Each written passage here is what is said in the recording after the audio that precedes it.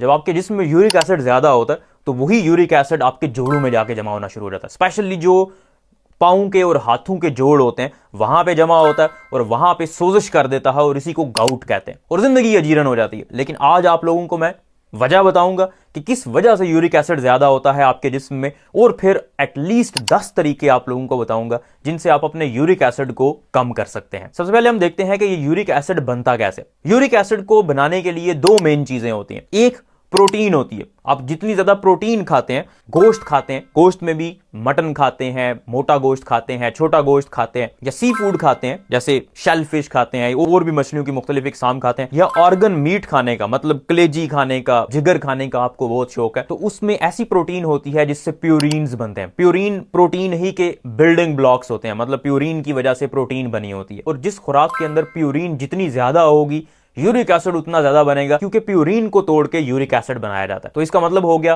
कि जितनी ज्यादा प्रोटीन वाली चीजें आप खाएंगे उससे यूरिक एसिड बनने के उतने ही ज्यादा चांसेस होंगे। फिर दूसरे नंबर पे फ्रुक्टोज है। फ्रुक्टोज मौजूद होता है मीठी चीजों के अंदर, स्पेशली जो प्रोसेस्ड चीजें होती हैं जैसे बेकरी की चीजें हो गई, जूस हो गए, किसी किस्म का भी जूस, चाहे वो फ्रूट का जूस है, किसी फल का 100% फल का जूस है, उसके अंदर भी फ्रुक्टोज मौजूद होता है। बाकी जितने भी शरबत होते हैं मीठे, उनके अंदर भी फ्रुक्टोज मौजूद होता है।